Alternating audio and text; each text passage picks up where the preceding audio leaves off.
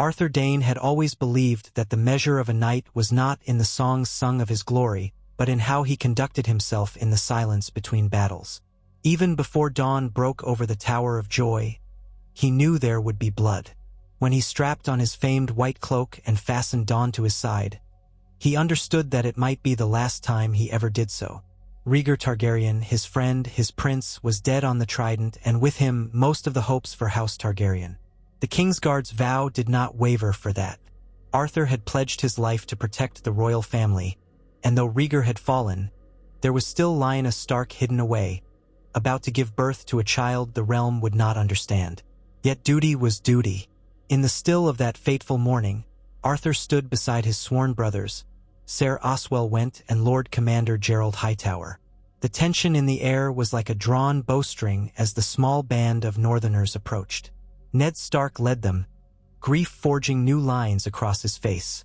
Arthur saw that the grim determination in the Stark Lord's eyes matched his own. There would be no turning back. The Ravens had been sent, the war all but over, but the truth of Lyanna Stark's condition could undo everything. Arthur did not pretend to know how things might end. He only knew that his vow was unbroken, that the child within the tower must be kept safe, for in him or her might dwell the last spark of hope for the Targaryen line. When swords were drawn, Arthur's heart pounded with the same fierce resolve that had given him the name, the Sword of the Morning. Dawn, pale as milk glass, reflected the rising sun, a weapon forged from a fallen star. He and his companions fought valiantly. The legends would later speak of how the three Kingsguard cut down nearly all of Eddard Stark's companions. But legends often omit details, and in truth, each swing, each parry, was an agony of loyalty for Arthur. Would Rhaegar have wanted this? Would he have wanted northern men, who fought for honor, to perish in the dust? When the last man fell at Arthur's feet, he felt each death like a blow to his own flesh. Yet Ned Stark endured, battered and breathing hard, his sword trembling in his hands. The desert wind caught the stray strands of his hair, a hint of silver among the brown, as if grief had already begun to age him. Arthur advanced, equally weary. He saw the look in Ned's eyes, one of heartbreak, not just for the men who lay dead but for a sister whose fate he feared. They clashed again, swords ringing. Dawn, an extension of Arthur's arm, found the seams in Ned's defenses. But Arthur had never once underestimated the resolve of a Stark. The old saying told of how winter would come. He found out that day that winter sometimes bore a sword. In that final exchange, Ned, with a desperate pivot, forced Arthur off balance. Arthur's foot slipped on loose gravel. Dawn, the legendary sword, carved through the air too slowly. Ned lunged, a half-sob caught in his throat, and Arthur braced himself to die for his prince's cause. He felt the sting of steel in his side, a sudden wash of blinding pain. The blow was not a clean thrust, however. It carved across Arthur's ribs but did not puncture his heart. He staggered. Another slash might have followed if Ned had not glimpsed the tears in Arthur's eyes, the raw torment as the Kingsguard sank to one knee. Oswell Went and Gerald Hightower lay in their own blood, no longer able to fight or speak. The wind took their final breath. Arthur was alone, kneeling in the dust. Ned Stark moved forward, sword raised, though the swirl of dust and the pain in his own injuries nearly overwhelmed him. Their eyes locked. A hush fell upon that place, as if the ghosts of dead men waited to see the outcome. Arthur lowered Dawn, letting it lie in the red-stained dirt. He might have finished Ned just moments before, but he could not. There was a reason the realm called Arthur Dayne the greatest knight who ever lived. It was not only for his skill with a blade, but also for his unyielding sense of honor. In his final moment, he chose to yield. He had done his best to protect Lyanna, and if the gods willed him to die, so be it.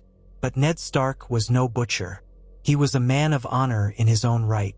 With a trembling exhale, Ned let his sword point drop. "My sister," Ned whispered, his voice raw. "Let me see her." Arthur managed a nod, though it sent searing pain through his side. "Inside," he rasped, blood flecking his lips. "She is inside, go." Ned left him there, staggering past the wounded Kingsguard, and disappeared into the tower. The wind howled softly. Arthur's vision blurred as he pressed a hand to his wounded ribs. He felt the warm, sticky blood seeping between his fingers. In the hush that followed, he heard a single cry echo from the tower above, a babe's cry. And Arthur, certain that he would die soon, closed his eyes and trusting that child's fate to the gods and to Ned Stark. He did not die, though perhaps it would have been a kinder fate. In the days that followed, Arthur drifted in and out of feverish dreams. He remembered glimpses of Ned Stark's face looming above him, the taste of watered wine on his cracked lips, and the rasp of cloth as his wound was bound. Then a bedroll on a horse, the jolting ride across scorched plains, always half-conscious. In every blurred vision, he saw Rhaegar's face or heard the crying of an infant. He dreamed of heartbreak and glory, of the Kingsguard vow, and felt them slip through his fingers like dust. He never knew how far Ned Stark traveled to find a place where Arthur might receive real tending. The man had lost so many dear friends that day, yet still he sought a maester for the fallen sword of the morning. Perhaps it was out of pity. Perhaps Ned did not wish to be known as a butcher of surrendering foes. Or perhaps Ned suspected that Arthur's knowledge was dangerous and that it needed to be secured. In the end, Arthur drifted in darkness for weeks, though each day the quiet presence of Ned or his men reminded him he was not entirely forsaken. When Arthur awoke fully at last, he was in a small, sun-baked keep in Dorne. A bearded maester hovered over him, administering a bitter draught of milk of the poppy. Ned Stark was gone, called away by a war's end or fresh obligations, but the maester said that Stark had left money, instructions, and a measure of his own brand of honor. The words had been clear: heal him, keep him safe. He protected my sister at the end, and I owe him a debt. So Arthur recovered, slowly and painfully. Rumors swirled in the keep, whispered by serving girls, that the Sword of the Morning had died at the Tower of Joy, that Prince Rhaegar's last loyal knights had all perished. It was simpler for Arthur to let them believe that. The truth was more complicated. He lingered there for a time, half-broken, contemplating what remained of his life. His king was dead, the Targaryen cause in ruins, and the mightiest sword he had ever known lay propped in a corner as though it were little more than a curiosity. He could barely lift it for many weeks. The day he found the strength to stand from his bed without collapsing, he knew he could not linger forever. The maester warned against travel, but Arthur also knew that each day he stayed endangered the fragile secrets hidden within Ned Stark's heart. If Robert Baratheon learned that Arthur Dayne lived, he might demand the Kingsguard's head, or worse, suspect the truth about Lyanna's child. Arthur had no illusions that the new king would allow him to exist unchallenged. He left quietly in the pre-dawn hours. A single horse, a skin of water, and a cloak of plain gray wool, worn to hide the white of the Kingsguard cloak he had once borne so proudly. Dawn, wrapped in cloth, hung across his back. He carried it not to boast, but because it was as much a part of him as the blood in his veins. He had no destination. The stepstones lay to the east. The red mountains of Dorne loomed to the south. But he had little desire to kneel before Prince Doran Martell and invite the question of why he still lived. So he drifted. Each day, the heat sapped his energy, and each day he forced himself forward.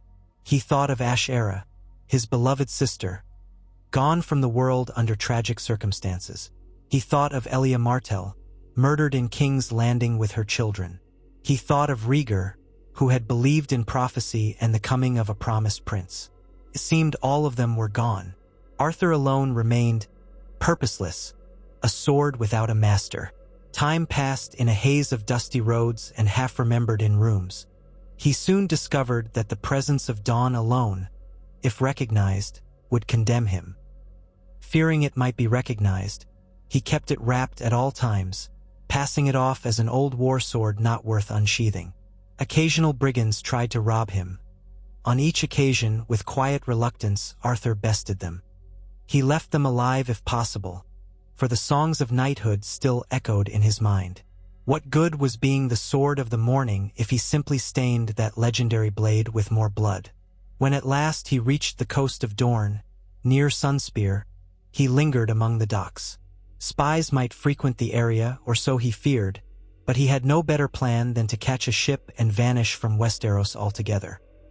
He had heard whispered tales that Prince Viserys and Princess Daenerys, the last of the Targaryens, had fled across the narrow sea. Were they truly alive? He had no proof, but in his fractured heart, he needed to believe that not all of Rhaegar's line had been snuffed out.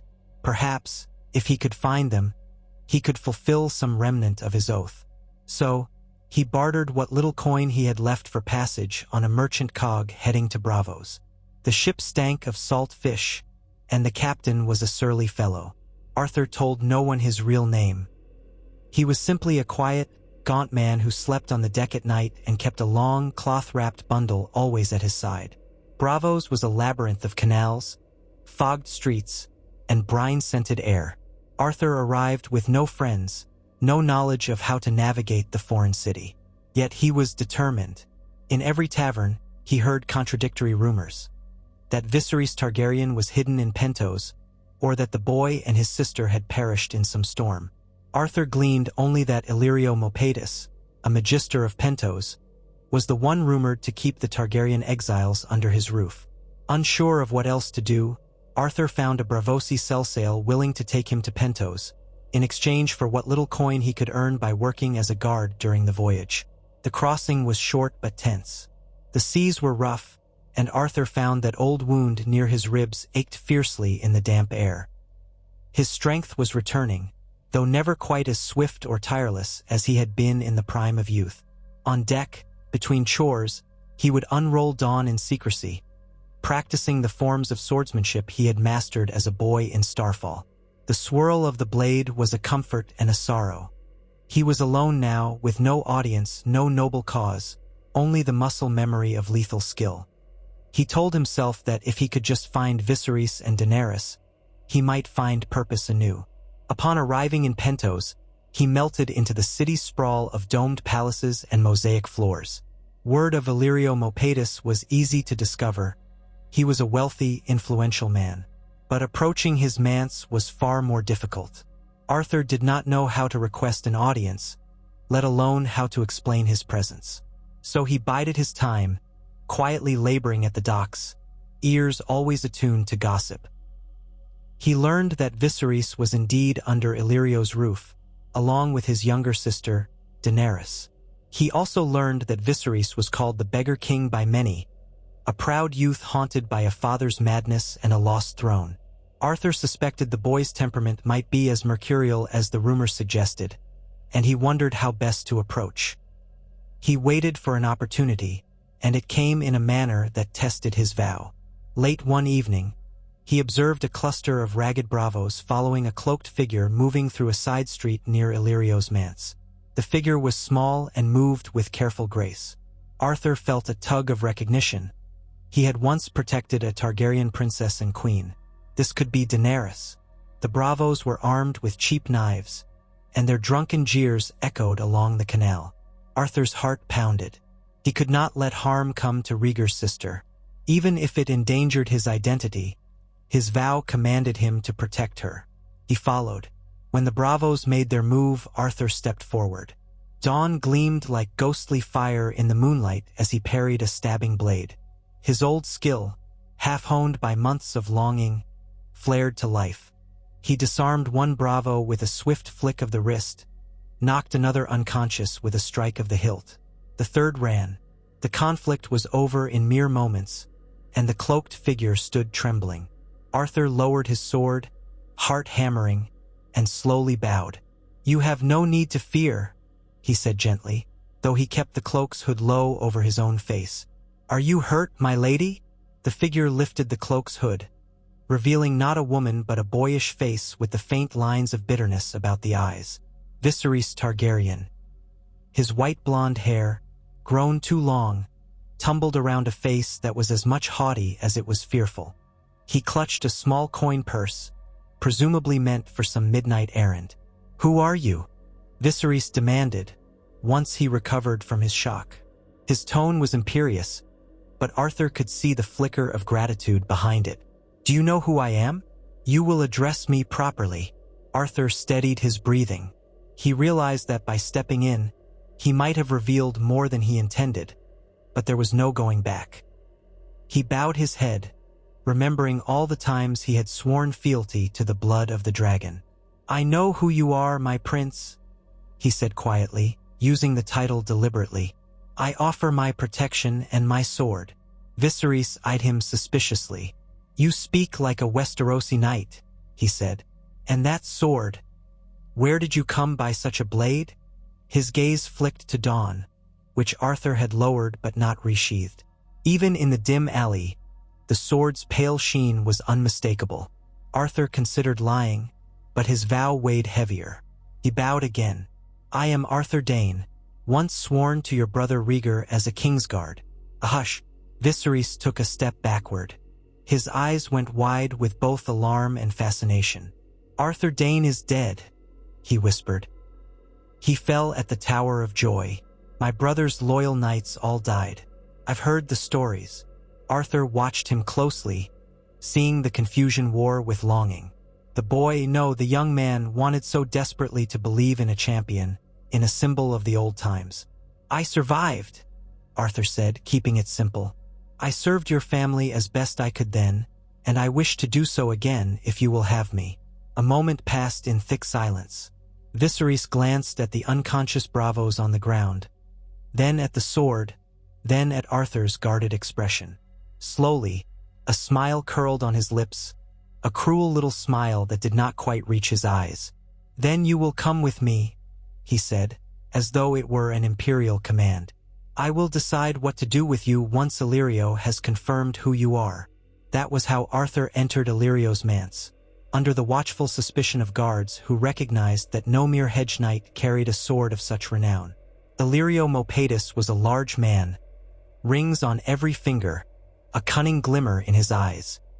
He made a show of receiving Arthur in a lavish sitting room with purple draperies and gold-threaded cushions. Wine was poured, and Daenerys Targaryen was summoned to witness the conversation. She was but a girl, scarcely older than a child, shy and ethereal. Her hair was the same pale silver gold as Viserys, her eyes a shade of lilac. She stared at Arthur with wonder, though fear lingered in her gaze. They had told her that all the great knights of House Targaryen were dead, cut down by traitors or usurpers. And yet here stood one, tall and solemn, claiming he had survived. Illyrio tested Arthur with a barrage of questions. Details of House Dayne's seat at Starfall, the color of the personal sigil, the nature of Rhaegar's private conversations, the small habits only a genuine knight close to the prince might know. Arthur answered truthfully, voice steady. He mentioned the time Rhaegar had confided in him about the prophecy of the prince that was promised, or how Rhaegar would play his harp in the King's Landing gardens to calm his mind before a battle. Each detail Arthur offered, Illyrio weighed carefully, and he seemed increasingly convinced. Viserys paced about, demanding every so often that Arthur kneel, or address him properly or swear anew. Daenerys, meanwhile, listened in silence, her expression shifting from timid wonder to quiet sympathy when Arthur spoke of the horrors that had befallen the family. By night's end, Illyrio's doubts had lessened, if not vanished entirely. He offered Arthur lodging in a lesser wing of the manse, with the understanding that if Arthur were indeed who he claimed to be, he could be an invaluable ally. Viserys was somewhat mollified, though the young man's anger at the world was a living thing that scuttled beneath his skin. Only Daenerys seemed to genuinely welcome Arthur's presence, if only because she yearned for any connection to the family she never truly knew. The days that followed found Arthur drifting through a strange existence. He was neither fully trusted nor cast out. Viserys tested him constantly, quick to snap if Arthur showed any sign of contradicting the young prince's fantasies about retaking the Iron Throne. Daenerys observed him quietly, curiosity shining in her eyes. Over time, she ventured small questions, about Rhaegar, about the Red Keep, about what their mother was like. Arthur answered as gently as he could, making sure to spare the child from the harshest truths. It was a daily ache to see how little she understood of the doom that had befallen her house. One evening, Arthur found her in the manse gardens, where the scent of night-blooming flowers mingled with the hush of a fountain. She sat alone, knees drawn to her chest, gazing at the stars. He hesitated, recalling another Targaryen princess who once watched the stars from the Red Keep's balcony. He thought of Elia Martell, and the memory stung. Daenerys sensed his presence and turned. "Is it true you fought for my brother Rhaegar at the Trident?" she asked, her voice hushed. Her question carried a longing to know a brother she never met, a father she never knew. "I did," Arthur said, stepping closer. He kept his voice gentle. "I served him for many years. He was dear to me as both prince and friend." Daenerys nodded, eyes flicking from the fountain to Arthur. "Were you there when he died?" He exhaled slowly. "No, I was at the Tower of Joy in Dorne, protecting something precious to him." The admission weighed heavily on him. So many layers of truth lay behind that statement, truths he could never fully reveal. But Daenerys accepted it without probing further. She only nodded, her expression solemn. "What was he like?" Daenerys asked, voice fragile. "I only hear stories. Some say he was gentle and noble. Others say he was proud and doomed by prophecy." Arthur sank onto a low stone bench beside her. "He was both," he said. He believed fervently in the prophecy of the prince that was promised.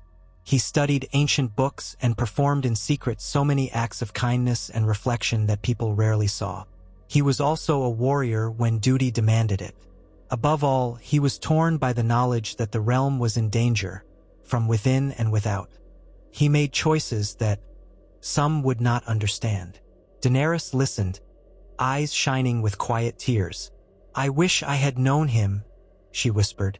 Arthur reached out, hesitated, then gently touched her shoulder. "In a way," he said softly, "you will carry some part of him wherever you go. That is the nature of family." That night, Arthur dreamed of the Tower of Joy again, of blood in the dust and Ned Stark's torn expression. When he woke, he felt the old pang in his ribs, the ache that reminded him he was alive by a twist of fate. He rose before dawn to practice in the courtyard. He allowed the swirl of dawn's blade to calm him. His vow was not finished, though the shape of it had changed. He would protect the last Targaryens, if that was what the gods demanded of him. In the weeks that followed, he slipped into a new role under Illyrio's watch. Arthur was both guard and phantom, stepping in to shield the young Targaryens from external threats but never making too public a show of his skill. Viserys, ever conscious of appearances, insisted that Arthur call him Your Grace in private. But the man still eyed Arthur with wariness. The boy had known so few loyalties in his life that he had no idea how to accept a genuine protector. On the contrary, he questioned Arthur's every motivation, railed that Arthur had not followed Rhaegar to the Trident, that he had not saved King's Landing from the sack, that he had not whisked the royal children to safety. Arthur accepted these tirades with stoic calm. He could not reveal the reasons for his presence at the Tower of Joy, nor the secret that had been entrusted to Ned Stark. Instead, he let Viserys vent his frustrations, hoping that over time, the young man might come to trust him. Daenerys, for her part, blossomed under Arthur's quiet mentorship. She asked him about the customs of Westeros, about the faith, about the duties of a queen. Arthur taught her the fundamentals of courtesy, the expectations of highborn ladies, and the traditions of chivalry that had guided him as a knight. If ever she faced the day she might return to Westeros, it would serve her to know these things. She asked him one day, in a hushed voice, if she could learn how to wield a blade. Arthur studied her hands, delicate and slender, and thought of all the Targaryens who had never needed a sword to rule. But he saw a new flame in her eyes, something of her brother Rhaegar's spirit. And so, with caution, he began to teach her a few stances, using a slender practice sword in the privacy of the manse's garden. She was clumsy at first, but determined. In time, she gained a measure of balance and confidence. Through it all, she never lost her gentleness. Yet the atmosphere in the manse changed when word arrived from afar that Khal Drogo, a mighty warlord among the Dothraki, could be persuaded to wed Daenerys. Viserys, hungry for an army to reclaim the Iron Throne, leapt at the chance. Illyrio orchestrated the arrangement. Arthur viewed the situation with mounting unease. He had heard tales of the Dothraki, fierce riders, merciless to outsiders, with little regard for Westerosi notions of honor. Marrying Daenerys to the Khal was a gamble, but Arthur could see that Illyrio and Viserys believed it their best shot. If Daenerys wed Drogo, perhaps the Khal would invade Westeros on their behalf. In secret, Arthur tried to counsel caution. He spoke to Daenerys, telling her that the Dothraki might be brutal in their ways, that the life of a Khaleesi was not always a gentle one. She listened, trembling slightly, but she had no power to refuse. Viserys demanded this union.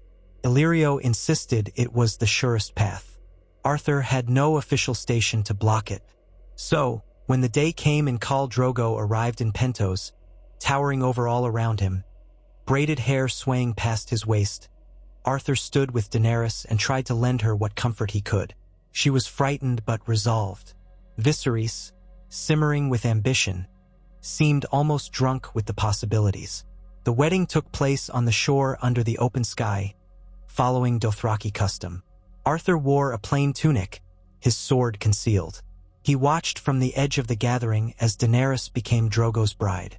Drums thundered, horses neighed. The Dothraki men took their women in open displays of virility. Viserys looked on, half in glee, half in shock.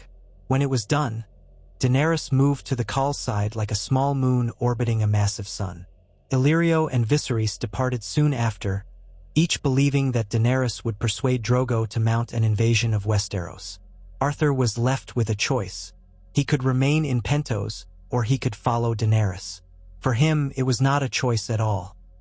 He made arrangements with Illyrio, swearing he would watch over the princess. But in truth, Arthur needed no urging. He could not abandon her. He saw in Daenerys' eyes the same vulnerability he had once seen in Elias, and in Rhaegar's final moments. He would see this vow through. The Khalasar departed Pentos at dawn, heading east across the sea to the Dothraki city of Vis Dothrak. Arthur rode a sturdy horse gifted by Illyrio, keeping to the rear of Daenerys' retinue. The Dothraki eyed him warily, but Khal Drogo permitted him to stay for reasons unknown, perhaps at Daenerys' timid request, or perhaps Drogo sensed in Arthur a warrior spirit. Arthur kept to himself, performing small services for the new Khaleesi, ensuring her bedding was arranged in the night, that she had water, that her injuries, when the saddle chafed her thighs raw, were tended to. The Dothraki had no interest in coddling a soft-skinned foreign bride. Arthur remained watchful for any threat, especially from Viserys, who had accompanied them for a while before forging on ahead or lagging behind. The boy's temper flared daily. He would screech about his crown, about the insolence of the horse lords. Arthur feared tragedy awaited him. Day turned to day, the landscape shifting from the green coastline to the endless grass sea. Daenerys grew stronger in her own right, learning to ride with a firmer seat. Arthur noticed changes in her, subtle at first. A new quiet confidence, a willingness to observe the ways of the Dothraki, to learn their language, to discover their customs. She was forging her own path, more resilient than she realized. Arthur admired her gentle spirit, how she tried to treat the Dothraki around her with respect, even if they did not return it openly. Slowly, some of them warmed to her. She would ask them questions, show interest in their lives. Arthur recognized the seeds of genuine leadership. Daenerys was not simply a frightened girl. She was forging a bond with these fierce riders. Still, Viserys seethed. He demanded that his sister remind Drogo of the bargain, an army in exchange for Daenerys' womb. Arthur tried to dissuade Viserys from confronting the Khal directly, but the boy's arrogance knew no bounds. One fateful evening, around the Khalasar's campfires, Viserys arrived drunk, grabbing Daenerys by the arm. He snarled insults, calling her a whore to the savages, and demanded she order Drogo to march. Daenerys flinched, fear and anger mingling in her eyes. Arthur was there, stepping forward. He caught Viserys' wrist in a steel grip, forcibly removing him from Daenerys. The Dothraki nearby stirred, some reaching for their araks. Viserys sputtered with rage, but but seeing the glint in Arthur's eyes, he reeled back. "You dare lay hands on your prince?" Viserys shouted, though his words slurred. He lifted his sword, only for Arthur to parry it with a single fluid motion. The blow sent Viserys sprawling onto the grass. Arthur followed him with the tip of dawn hovering near the boy's throat. "I dare protect your sister," Arthur said, voice low and calm. "Your grace, you forget yourself." Viserys' face twisted with loathing, but also fear. He scrambled to his feet and stormed away, howling curses. The Dothraki laughed among themselves, some in genuine amusement, others in disdain. Daenerys trembled, glancing at Arthur with something like relief and sorrow. "Thank you," she whispered. He only inclined his head. Duty was duty. From that day on, Viserys avoided Arthur. He glowered from a distance, muttering about traitors and usurpers. Arthur was not blind. He saw the madness glinting in Viserys' eyes, a shadow of the father's affliction. The boy was unraveling. Daenerys, for her part, found new resolve. She confided to Arthur that she was with child, a Targaryen child, half Dothraki. Arthur gazed at her with quiet wonder, recalling Rhaegar's talk of the dragon having 3 heads, of the line continuing. He could not help but hope this was a sign that the Targaryen legacy might endure. They continued east to Vis Dothrak, the sacred city, a place of towering bronze stallions and ancient crones called Dosh Khaleen. The Khalasar set up a sprawling camp, and Khal Drogo presided over feasts that were both awe-inspiring and brutal. Through it all, Daenerys grew in stature. She was no longer the timid girl sold to a warlord. She walked with her head high, wearing Dothraki garb, a slight swell at her belly now visible. Arthur guarded her, though the Khal's own blood riders, fiercely loyal to Drogo, rarely permitted him to stand too close. He made do, always watching from a small distance, never letting her out of sight if he could help it. It was in Vis Dothrak that disaster struck Viserys. Fed up with waiting, furious at seeing his sister treated as a queen among savages while he had no crown, he burst into a feast one night brandishing a sword, an offense in that holy city. He threatened Daenerys, screeching for her to order Drogo to fulfill his end of the bargain. Arthur was there, hand on the hilt of dawn, but Drogo moved faster. The Khal's men seized Viserys, forcing him to his knees. Drogo declared that Viserys would have his crown. Arthur tried to intervene, but the Dothraki blocked him with lethal glares. He was one man, and Drogo was the Khal of tens of thousands. Helpless, Arthur watched in horror as Drogo poured molten gold over Viserys' head. The screams were brief, and then Viserys Targaryen lay still, crowned in boiling metal. Daenerys did not scream. She watched with tears in her eyes, one hand protectively over her belly. "He was no dragon," she said softly, in numb finality. Arthur felt a sickness coil in his stomach. He had served the Targaryen line, watched it dwindle and suffer. Another had fallen. But in that moment, he realized that Daenerys was now truly alone in the world, the last rightful heir in Westeros by blood. If she wished to claim her birthright, she had only herself, and perhaps Arthur Dayne. In the days after Viserys' death, the Khalasar continued as though little had changed. The Dothraki accepted that the beggar king had paid the price for his insolence. But Daenerys withdrew, grappling with her new reality. Arthur sought her out quietly, ensuring she was not left unguarded in her grief. She surprised him by greeting him with composure, a solemn clarity in her eyes. "He was cruel to me," she said one evening, standing beneath the stars. "But he was still my brother. Now I am the only one left." Arthur gently placed a hand over his heart, bowing his head. "Not entirely alone, my queen," he said. "I will protect you as I once protected Rhaegar. I swear it." She studied him. In the flickering torchlight, he saw a new steel in her gaze, a quiet acceptance of her burdens. "Thank you, Sir Arthur," she said. "Then I suppose we shall face this world together." That vow became a constant in Arthur's life, guiding him through the travails to come. When Khal Drogo eventually decided to gift Daenerys with what he had promised, a pledge to invade Westeros in the name of his son, Arthur felt a thrill of hope. But the Khal was prideful and wished first to pillage villages in Lazer for spoils and slaves to fund the crossing of the narrow sea. Arthur followed the Khalasar as it thundered across the grasslands, though he loathed the carnage he witnessed. He tried to shield Daenerys from the worst of it, but she would not hide her eyes. When she saw the Dothraki raping and enslaving captives, she acted.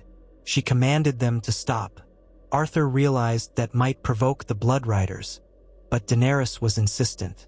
She claimed the women as her own property to protect them. It caused discontent among the Khal's men, but Drogo allowed it, for his Khaleesi carried his child.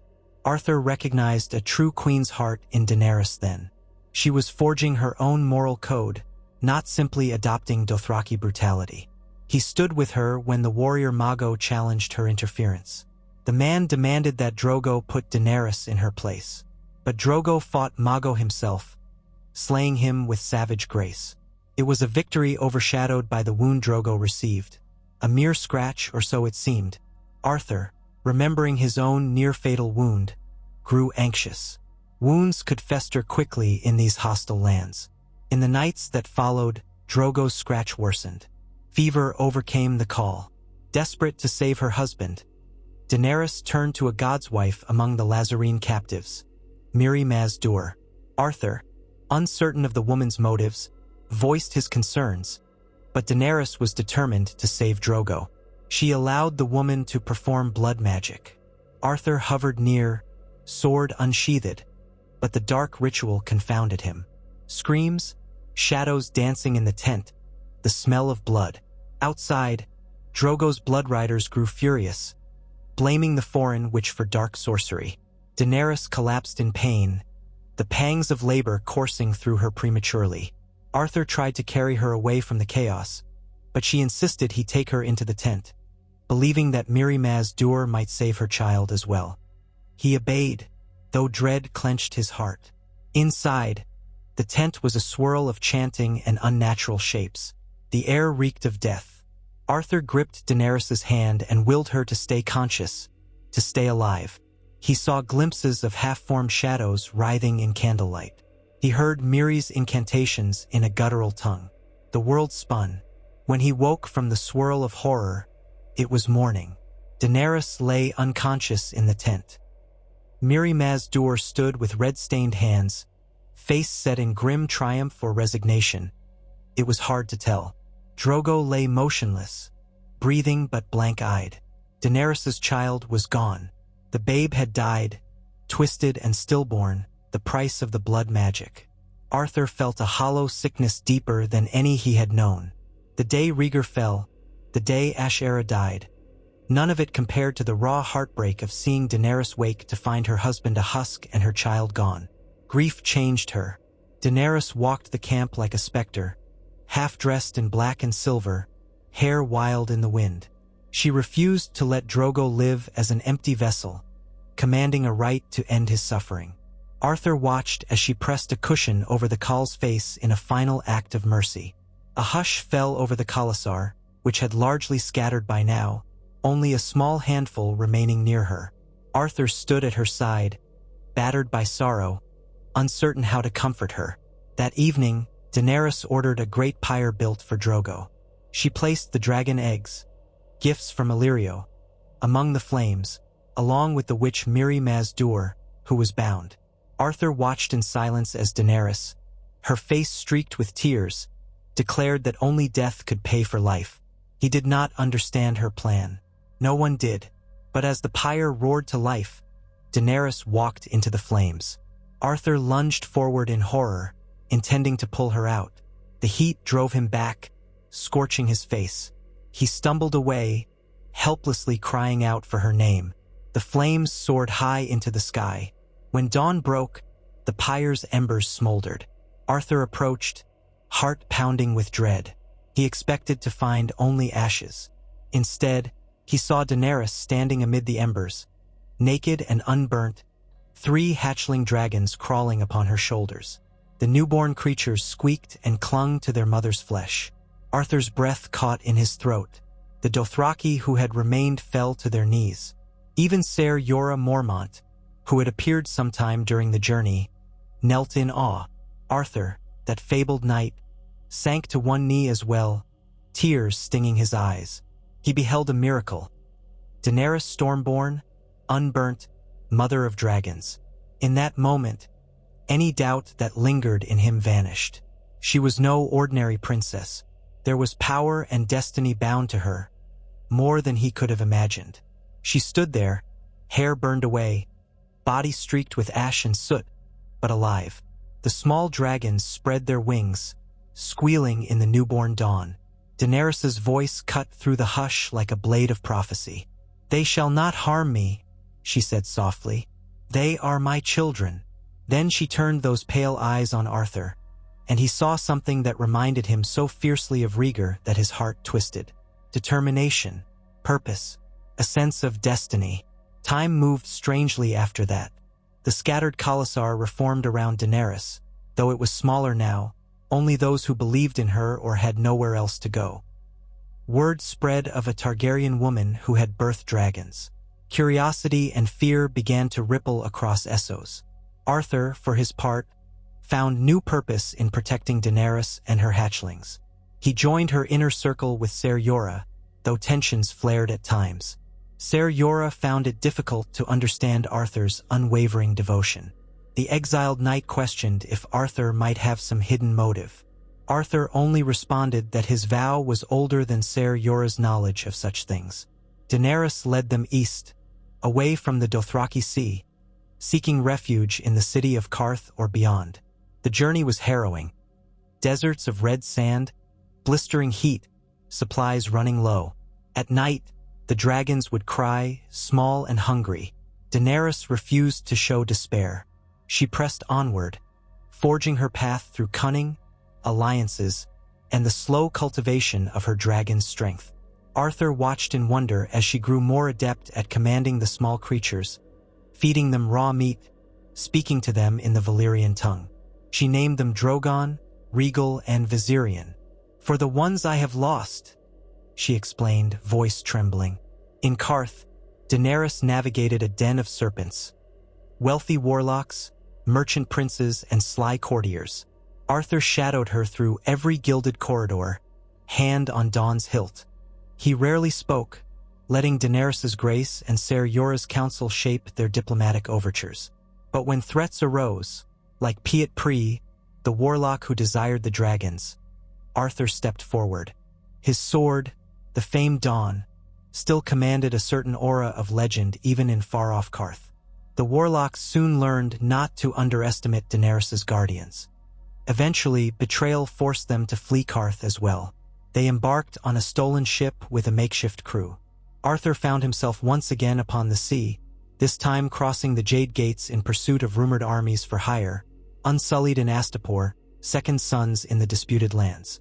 Every step of the way, Daenerys displayed a fierce compassion for slaves, a desire to free them rather than simply purchase them as any other conqueror might. When they reached Astapor, she managed to outwit the slavers, acquiring the Unsullied and simultaneously turning them upon their former masters. Arthur stood at her side, a silent sentinel. He felt a deep pride in her moral stand, freeing thousands from chains, forging an army out of loyalty rather than fear. Thus began her campaign across Slaver's Bay, from Astapor to Yunkai to Meereen, each city presenting new challenges, new factions, and new rebellions. Through it all, Arthur's role remained steadfast: to protect Daenerys and to ensure her path remained as free from treachery as possible. He respected her decisions, even when they were tempered by mercy some found foolish. She learned from him some fundamentals of Westerosi governance, while he learned from her the power of empathy in leadership. One day, while in the conquered city of Meereen, Daenerys confided in Arthur that she was tempted to sail for Westeros at once, to take back her father's throne. But she worried she would simply be seen as a foreign invader with an army of freed slaves and savage warriors. Arthur listened with compassion, recalling the careful politics of King's Landing, the mistrust that would greet a Targaryen returning in glory. He spoke of how the small folk cared less about birthrights and more about daily bread, justice, and stability. If Daenerys truly wished to claim the throne for the good of the realm, She must show she could rule justly. Daenerys nodded, taking his counsel to heart. She decided to stay in Meereen for a time, learning how to govern a diverse people. It was not an easy path. Revolts, conspiracies, and plague tested her resolve. The sons of the Harpy murdered her soldiers in the streets. Each day, Arthur patrolled the city, exposing plots where he could. He was older now, lines of worry etched into his features, that old wound still aching when the weather changed. Yet his prowess with a blade was undiminished. In every street skirmish, he proved that the sword of the morning had not lost his edge. There was a night, after an especially brutal ambush in which several freedmen were killed, that Daenerys almost broke under the strain. She locked herself in her private chambers. Arthur, concerned, followed her, found her staring out at the moonlit city with tears in her eyes. The dragons soared above, restless. "I came here to free them, yet they kill each other in the shadows," she whispered, voice quaking. "Maybe I am not fit to rule." Arthur stepped beside her, gently placing a hand on her shoulder. "You are the breaker of chains," he said, "the mother of dragons. Your cause is just, but the world is not changed in a day or a year. It is changed by the perseverance of those who will not yield to despair." She looked up at him, tears still shining. "You believe in me so strongly?" He lowered his gaze, recalling the image of the Tower of Joy, Ned Stark sparing his life because of an unspoken truth. He thought of Rhaegar, who had died believing in the prophecy that a new dawn would come. Arthur had once given his loyalty to the Targaryen line because it was his vow. Now he gave it out of belief in Daenerys herself. "With all my heart," he said simply. Her lips parted, a flicker of gratitude crossing her face. She reached up, gently placed a hand on his cheek. For a moment, their gazes locked, a connection deeper than titles or oaths. Then, in a breath, it was gone, replaced by the unspoken understanding that Daenerys carried the burdens of a queen, and he the burdens of a knight. She drew strength from his support, and by morning, she resumed her role as the city's ruler, determined not to abandon Meereen to chaos. Over time, word arrived from Westeros. Rumors of the War of the Five Kings, of Joffrey Baratheon seated on the Iron Throne, of Robb Stark declared king in the north, of Stannis Baratheon claiming rightful kingship. Each rumor kindled Daenerys' desire to return. But she also received news of White Walkers stirring in the far north, ancient evils rumored to be myths come to life. Arthur listened carefully, remembering that Rhaegar had believed in a greater threat. The prophecy had always whispered of darkness beyond the wall. If that was true, then the realm needed unity more than ever. Eventually, circumstances in Meereen forced Daenerys to make a choice. She had to secure the city or lose it to rebellious factions. She made alliances with wary compromise, even arranged a peace with Yunkai. But she longed for Westeros. A new wave of arrivals came to Meereen. Tyrion Lannister, seeking a cause bigger than himself. Greyjoy rebels looking for advantage. Each arrival changed the dynamic, shifting the balance. All the while, Arthur stood resolute, often overshadowed by newer advisors but always present, unwavering. As the dragons grew, so did Daenerys' power. She found a way to ride Drogon, bridging the bond between rider and dragon not seen in many decades. Arthur watched with awe as she soared above the city, the wind catching her silver-gold hair. He thought of Rhaenys and Visenya, the sisters of Aegon the Conqueror, astride their dragons in days of old. A dream of flame and fury come again. In that era, he truly believed that Daenerys was meant to shape the fate of kingdoms. When she finally decided it was time to sail for Westeros, she had an army at her back. Unsullied Dothraki, freedmen from the bay. She had ships pledged by the Greyjoys and others who saw her as the rightful queen. And she had her dragons, fearsome in their size now. Arthur stood upon the deck of the flagship beside her as they left Slaver's Bay behind. The wind carried the tang of salt, the promise of new battles. Daenerys gazed westward, toward the homeland she had never truly known. "I will take the throne," she said, voice filled with quiet determination. "But I will not be a tyrant, Ser Arthur." I will break the wheel that crushes the weak if I can. That is my vow." Arthur bowed his head, hand resting on Dawn's pommel. "And I shall stand by you, your grace, until the end." Their journey across the sea was fraught with storms and skirmishes against pirates. But at last, the coast of Dorne appeared on the horizon. For Arthur, returning to Westeros was a bitter homecoming. Starfall lay somewhere along that southwestern coast, the seat of House Dayne, the place where once he had been revered as the Sword of the Morning. He did not know what welcome he might find now. Many in Dorne despised the usurper's regime for Elaya's murder. Perhaps they would see Daenerys as the rightful vengeance. Perhaps they would be suspicious. Arthur only knew that he stepped ashore with the same vow that had guided him for so long: to serve and protect the blood of the dragon, to see Westeros redeemed from the violence that had nearly destroyed it. They landed on a desolate stretch of beach under cover of darkness. Dawn soared overhead, revealing only silhouettes of warships on the rolling waves. Daenerys was among the first to disembark, wearing black and red leathers, a cloak pinned with the three-headed dragon sigil. The Dothraki spilled onto the sand, uneasy in this new land. The Unsullied followed with disciplined precision, setting up a perimeter. Arthur walked beside Daenerys, scanning the cliffs for any sign of hostility. He could not help the stirring in his chest. Here, at last, was the moment Rhaegar had died for. The Targaryens had returned to Westeros. Dorne's lords, led by Prince Doran's successors or perhaps distant cousins, approached under a banner of parley. They had received word from across the sea that Daenerys Targaryen was coming. Arthur stepped forward to greet them, face stern, heart pounding. He expected shock, perhaps fury, that he still lived. But the young lord who led them bowed respectfully. He had heard rumors that the Sword of the Morning lived, that he was at Daenerys' side. News traveled swiftly, it seemed. That initial meeting paved the way for a cautious alliance. Dorne had never fully forgiven the Baratheons or the Lannisters for Elaya's death. Seeing a Targaryen return with dragons and an army offered a chance to rewrite history.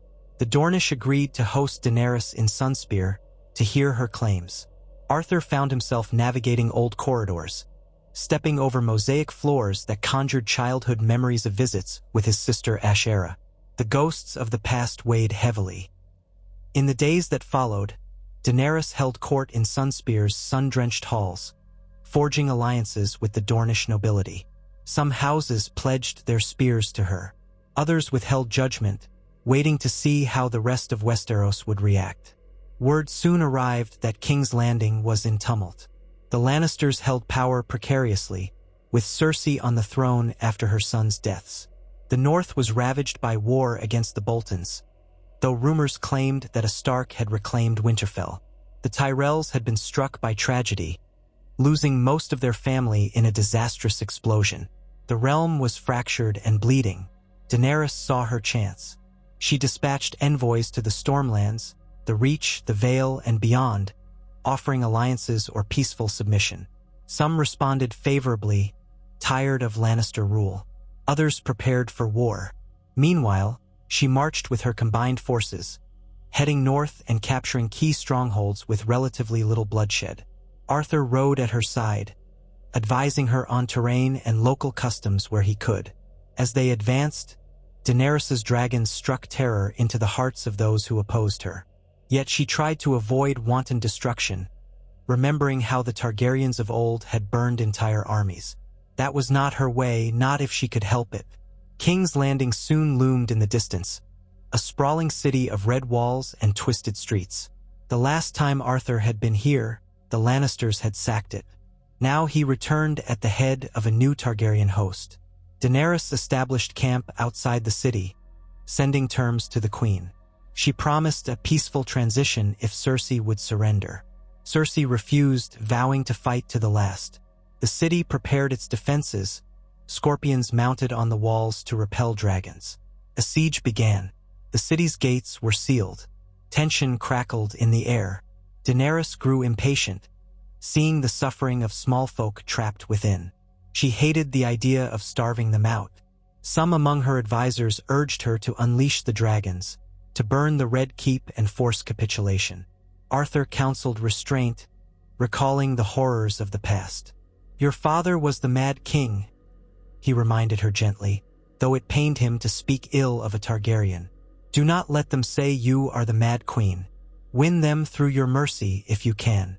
She nodded, though her frustration was evident. Days stretched into weeks. Skirmishes broke out beyond the walls.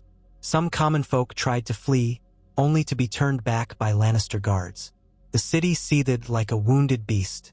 One night, Daenerys received word that Cersei threatened to set wildfire caches ablaze if the city was breached. It echoed the final madness of Ares, stoking fear in the hearts of many. Arthur felt the weight of history pressing in. Everything that had happened, Rhaegar's defeat, Elaya's murder, the Tower of Joy, led to this. If Daenerys could not break the cycle of violence, what hope was left for the Targaryen name? He tried to be her pillar of support, reminding her that justice and mercy must guide her hand. She, in turn, leaned on him more than ever before, seeking his perspective at each turn. Finally, the break came from within. A group of disaffected city guards, sick of starving, sick of the cruelty of their queen, opened a postern gate by night.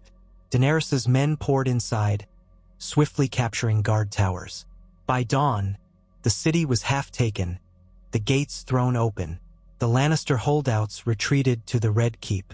Daenerys entered the city on horseback, with Arthur at her side, flanked by unsullied ranks. The small folk lined the streets, uncertain, afraid. But Daenerys commanded that no looting be tolerated, that the people be treated with respect. She spoke to them of a new age, of freedom from tyranny, repeating the promise she had made in Meereen. Arthur saw a glimmer of hope in the eyes of those who listened. A final confrontation awaited in the Red Keep's throne room. Cersei stood defiant, flanked by her remaining guards. She sneered at the sight of Daenerys, calling her a foreign usurper, a breaker of chains who would only enslave Westeros under a new brand of tyranny. Arthur took in the gilded hall, the echoes of memory swirling. Once he had stood guard here, but under a king who descended into madness. Now he stood beside a queen who had walked through fire. The irony was not lost on him. Daenerys demanded Cersei's surrender. Cersei refused, pulling a hidden dagger, lunging in a desperate act. Arthur stepped forward, intercepting with the quick reflexes of a master swordsman. Dawn hissed as it swept the blade from Cersei's hand, sending it clattering across the floor. Guards rushed in, and in moments the last Lannister monarch was in chains. Blood spilled, but only from minor wounds. Daenerys commanded that she be held for trial. No more savage murders, no more sacked cities. Thus, the Iron Throne was won with surprisingly minimal bloodshed. When Daenerys ascended the throne, crowned under the watchful eyes of her dragons perched on the rooftops, Arthur stood behind her with Yora, Grey Worm, Tyrion, and others. The echo of ages seemed to ring in that chamber. The Targaryen banner once again draped the walls. She did not seat herself for long, though, before she rose and declared her intentions to rewrite the laws that had kept the small folk downtrodden. She proclaimed the establishment of new measures to protect the innocent, to limit the power of lords to harm their subjects with impunity. It was a radical beginning, one that sparked both hope and fear. In the months that followed, Daenerys solidified her rule. Her dragons roamed the skies, a visible reminder of her power, but she used them sparingly, aware of the terror they could inspire. She restructured the royal council, inviting the lords of the Seven Kingdoms to send representatives. Slowly, though not without friction, the realm began to stabilize. Famine and war had scarred the land, but a new dawn was possible. For Arthur, the journey had come full circle. He had once been the shining knight of House Dayne, sworn to a king who lost himself to madness. He had survived the fall of the Targaryens by a slender thread, drifting in exile until he found a new reason to serve. Now that reason sat on the Iron Throne, forging a kinder reign than her father's. But the realm's trials were not over. Winter was coming, they said, and with it, an ancient threat from the north. Arthur recalled Rhaegar's convictions about the prophecy. Perhaps the final test of Daenerys's reign would be whether she could unite the living against the dead. For that, the Seven Kingdoms needed more than a queen. They needed hope. Standing in the throne room one afternoon, long after the coronation, Daenerys beckoned Arthur forward. He approached, stepping into the mosaic of shadows cast by the high windows. She gazed at him, thoughtful. "You have served me loyally, Sir Arthur," she said. "You once served my brother, and before him others of my line. You have seen the realm's darkest days. I would ask you to continue serving, not merely as a knight, but as a lord and protector of this kingdom." He knelt, head bowed, heart pounding. She bid him rise, took Dawn from his scabbard, and lightly touched his shoulder. The clang of the blade's edge against his armor reverberated in the silent hall. "I name you Lord Commander of my Queen's Guard," she said, voice resonant with authority and warmth. "May your sword and your counsel guide me in the days to come." A tear glistened at the corner of Arthur's eye as he looked up at the woman he had watched grow from a timid girl to a queen who walked through fire. This was not the future he had imagined when he knelt for Prince Rhaegar, nor when he lay dying at the Tower of Joy. But in a world woven of pain and hope, perhaps this was the best outcome fate could give him. "I accept your grace," he said softly. "I will stand beside you until my last breath." Daenerys's lips curved into a faint smile. The court applauded, and the echo of cheers carried through the throne room.